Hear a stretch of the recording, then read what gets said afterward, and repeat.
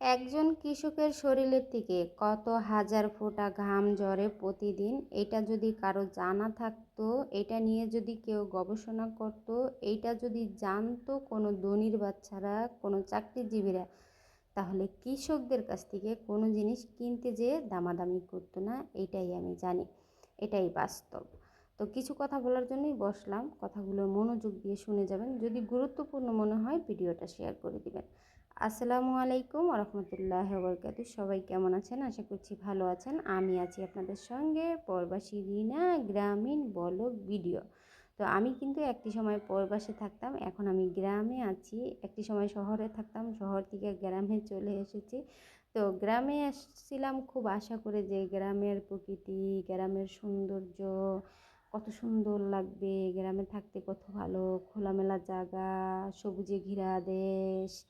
আসলে সবুজে ঘেরা এলাকা, সবুজে ঘেরা দেশ, সবুজে ঘেরা গ্রাম, কিন্তু মানুষগুলোর ভিতরে, কিছু গ্রামের কিছু মানুষের ভিতরে হচ্ছে আন্ধারে ভরা, আন্ধারে ভরা। সবুজে ঘেরা এলাকায় ঠিক আছে, সবুজে ঘেরা গ্রাম, সবুজে ঘেরা গ্রামের দৃশ্য, এটা দেখার জন্য শহরের মানুষ আকুল হয়ে থাকে, শহরের থেকে গ্রামে আসে নাচতে নাচতে। কিন্তু গ্রামে আসলে শহর থেকে বোঝা যায় এই গ্রামের স্বাদ কতখানি। তো কৃষকদের শরীরে যেভাবে ঘাম ঝরে, যেভাবে ঘাম ঝরায় তারা ফসল আনে, সেই ঘামের মূল্য হিসাবে একজন কৃষকদেরকে ন্যায্য মূল্য দেওয়া হয় না। দেওয়া হয় কাদেরকে জানেন? চাকরিজীবীদেরকে, ব্যবসায়ীদেরকে, বিজনেসম্যানদেরকে দেওয়া হয়। মানে একজন চাকরিজীবী পারছে, তার কাছে টাকা আছে, সে একটা জিনিস নিয়ে জমায়ে রেখে রাখতে পারছে, সেটা পরবর্তী বেচতে পারছে, বিক্রি করতে গেছে, সেটার দাম আমরা অনেক বেশি দিই। বিজনেসম্যানেরা যারা ব্যবসা করছে, তারাও গোডাউনে গোডাউনে জিনিস আটকে রাখছে, সেটা পরে আস্তে আস্তে ছাড়ছে, সেটার দাম আমরা দ্বিগুণ দিয়ে থাকি। কিন্তু একজন কৃষক যখন ফসল করে, তারপরে যখন আসার টাইম হয়, সেটাকে বাড়িতে যখন নিয়ে আসে, সঙ্গে সঙ্গে বেচারার বিক্রি করতে হয়, কারণ এই কৃষির উপর দিয়েই তার সংসার চলে, তার পেট চলে। সে কারণে সে সেটাকে রাখতে পারে না। কিন্তু আমরা কৃষকদেরকেই সবসময় দোষারোপ করি যে যারা কৃষিকাজ করে তারা জিনিসের দাম বেশি রাখে, তারা কেন এটা রাখে। দেখেন, আমরা এক প্যাকেট ধান কিনে এনেছিলাম, এক প্যাকেট ধানের ভিতরে 2 কেজি ধান ছিল, সেই 2 কেজির ধানের দাম 500 টাকা, 400 টাকা দিয়ে 500 টাকা, যার দিকে যেরকম লইয়া থাকে। তো 400 টাকা দিয়ে আমরা এনেছি, যেহেতু পরিচিত দোকান ছিল, আমার হাজব্যান্ডকে চেনে 400 টাকায় দিয়েছে, কিন্তু এটা 500 টাকায় বিক্রি করে। তো সেই ধানেই আমরা রোপণ করছি, এই ধানের থেকেই ধান পাবো, সেই ধানেই যখন আমরা বিক্রি করতে নিব উঠানের পরে, সেই ধানের মূল্য দেওয়া হবে কত? আমাদেরকে দেওয়া হবে 1 মণে 1200 থেকে 1300 টাকা, হাই গেলে 1300, উপরে আর ধান যায় না। এই বছরটা 1100 টাকা করে ধান গিয়েছে, 1100 টাকা মন ধান গিয়েছে। তো 2 কেজি ধানের দাম যদি 400 টাকা হয়, তাহলে 45 কেজি ধানের হিসাব করেন কত টাকা আসে। সেম ধান, একই ধান, এই ধানের পেটের দিকেই ধান আসছে, সেটাই আমরা বিক্রি করতে নিচ্ছি। তাহলে একজন কৃষকদেরকে ন্যায্য মূল্য দেওয়া হলো না বিজনেসম্যানদেরকে ন্যায্য মূল্য দেওয়া হলো? আমরা যাদের কাছ থেকে ধান এনেছি তারা কিন্তু কৃষক না, তারা হলো ব্যবসায়িক, বিজনেসম্যান, ব্যবসায়িক। মানে তাদের কিছু পয়সা আছে, সেটা দিয়ে তারা ধানটাকে রেখে প্যাকেট করে ব্র্যান্ডের মাল হিসাবে চালাইয়ে দিয়েছে। হ্যাঁ, ব্র্যান্ডের মাল। আমি যখন প্যাকেটটা খুলছিলাম, প্যাকেটের ভিতরে হাজার হাজার কেরি পোকা, যেটাকে বলা হয় কেরি পোকা, সেটা ছিল। আর আমরা যখন ধানটা বিক্রি করি, একদম টাটকা ধান, একদম ক্ষেতের থেকে উঠায়, সেটাতে কোনো পোকা ঝোঁকা কোনো কিছুই নেই, তারপরও একজন কৃষকের ন্যায্য মূল্য পায় না। তো এই কৃষকদেরকে নিয়ে যদি গবেষণা করা হতো, এই কৃষকদেরকে নিয়ে যদি আলোচনা করা হতো, এই কৃষক ভাইদেরকে নিয়ে যদি মানে কিছু একটা করা হতো, আমার মনে হয় ভালো হতো। তো এই তো আমরা হচ্ছে এইভাবে করে, এখানে একটা সাপ মরে আছে, যেই সাপ দেখলে আমরা ঘৃণাই, ভয় পাই, সেই সাপের কাছে দাঁড়ায় দাঁড়াই আমার হাজব্যান্ড কাজ করতেছে, কত কষ্ট। আর আমার হাজব্যান্ড আসলে অনেক কষ্টে পড়া একটা মানুষ, দুঃখী একটা মানুষ। তার মা তাকে 4 বছর বয়সে ধুয়ে মারা যায়, পৃথিবীর মায়া ত্যাগ করে। তারপরে হচ্ছে তার বড় ভাবি তাকে মানুষ করে।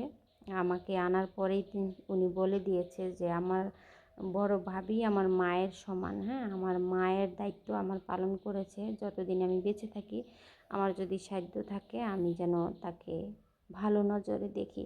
তো চেষ্টা করি, আসলে আমরা দুইজন মানুষ আছি গ্রামে, আর যতটুকু পারি মানে আমার সামর্থ্য অনুযায়ী যতটুকু পারি ততটুকুই করার চেষ্টা করি, যদিও আসলে কিছুই পারি না। তো ওনারা আমাদের জন্য অনেক করে, অনেকটা হেল্প করে, অনেক সাপোর্ট দেয় আমাদেরকে, অনেক সাপোর্ট দেয় এক কথায় বলতে গেলে।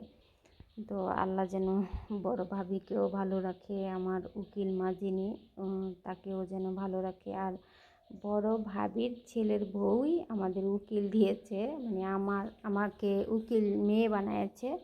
তো উনি আসলে আমার মায়ের দায়িত্ব পালন করে প্রতি মুহূর্তেই। আমার মা আসলে যেটা করতেন সেটা উনি করে। তো ওনার জন্য দোয়া রইল। আর আমার হাজব্যান্ডের কিছু ভুল আছে, এই ভুলের কারণে আসলে এখন কষ্ট করতেছে। এই মানুষটা 30টি বছর বরবাদ জীবন কাটিয়ে আজ তার এত কষ্ট করতে হইতেছে। তো প্রবাসী ভাই বোনদেরকে বলবো যে যদি আমার ভিডিওটা দেখে থাকেন, এই ভুল কখনো করবেন না। নিজের অর্থ আরেকজনকে বিশ্বাস করে আরেকজনের নামে আরেকজনের কাছে রেখে দিবেন না। সেই মানুষটা সুযোগ পাইলেই আপনার এই ফাঁকা কলিজা একদম ছিদ্রি করে দিবে, হ্যাঁ, সুযোগ পাইলে আপনার কলিজার ভিতরে আঘাত দিবে।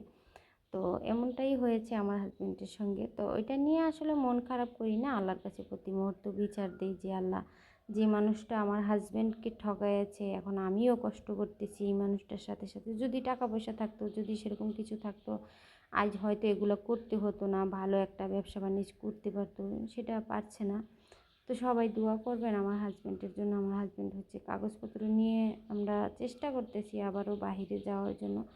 আমার বিশ্বাস উপরে আল্লাহ কখনো আমাদেরকে নিরাশ করবে না, কারণ এতটুকু বিশ্বাস আমার আছে। আমি এতটুক আল্লাহর কাছে যদি চাই অবশ্যই পাবো, কারণ আল্লাহ কখনো বান্দাকে নিরাশ করে না, এটা মানতেই হবে। আমি একটি সময় বাহিরে ছিলাম, বাহির থেকে যখন আসি আমিও সেম ভুল করেছি। টাকা পয়সা দিয়ে বিশ্বাস করে সব শেষ করে দিয়েছি। শুধু আল্লাহর কাছে কাঁদতাম আর বলতাম যে আল্লাহ, তুমি আমাকে নিরাশ করো না। আমি কারো কোনো অভিযোগ দিচ্ছি না, কারণ আমি কোনো মামলা হামলা বিচার কোনো কিছুই করি নাই। জাস্ট শুধু আল্লাহকে বলছিলাম যে আল্লাহ, আপনি আমার পাশে একজন ব্যক্তি, যিনি আপনি আমার পাশে অনন্তকাল থাকবেন, সারা জীবন থাকবেন, মৃত্যুর পরে মৃত্যুর আগে সব জন্মে। তো আপনিই পারেন আমাকে সহযোগিতা করতে, আমাকে আবার ফিরে দাঁড়ানোর সুযোগ করে দেন। তো আলহামদুলিল্লাহ, আমি এখন যেভাবে আছি না কেন, হ্যাঁ, আমার কাছে কিছু আছে, সেটা যদি আমি এখন আমার হাজব্যান্ডকে দিয়ে দিই, শেষ করে ফেলবো সে। তো তারপরও আমি দিয়েছি, যতটুকু আমি দিয়েছি সে খুব ভালো করেই জানে আমি তার জন্য কী করেছি, এই মানুষটার জন্য। কিন্তু আমি তার কাছ থেকে কখনো কোনো দিন কোনো কিছুর আবদার করি না, কোনো কিছুরই না, আলহামদুলিল্লাহ কোনো কিছুর আবদারই করি না। তবে সে আমি আবদার করার আগেই শরীরের ঘাম জড়ায়া চেষ্টা করে আমার মন খুশি করে রাখতে, এতেই আমি তার পেছনে পড়ে আছি। তার কিন্তু বাচ্চা কাচ্চা হয় না, হ্যাঁ। তো তার একটা আগের একটা ওয়াইফ ছিল, সেই বেটি হচ্ছে আরেক বেটার সাথে পরকীয়া করে চলে যায় বাচ্চা নেওয়ার জন্য।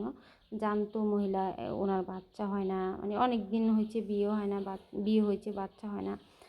আমারও কিন্তু অনেক দিন হয়ে গেছে বিয়ে হয়েছে, বাচ্চা কাচ্চা হইতেছে না। তবে আমার পরিবার আত্মীয় স্বজন সবাই বলে কিসের জন্য থাকছি। তো আমি শুধু এতটুকুই জানি যে এই মানুষটাকে একজনে আঘাত দিয়ে গেছে, আমি যদি আবার দ্বিতীয়বার আঘাত দিই এই মানুষটা ঠিক থাকবে না। যাক না, আমার উপর দিয়ে কষ্টটা যাক, সমস্যা নেই, বাচ্চা কাচ্চা এটা কোনো না। আজকালকার দিনে কয়টা বাচ্চা কয়জনের খাওয়ায়। তো কাজকাম করে এসে আমরা রান্না করে খেয়ে নিলাম দুইজনে বসে। সবাই দোয়া করবেন আমাদের দুইজনের জন্য। মানুষটা যেমনই দেখতে, কিন্তু মানুষটার মন অনেক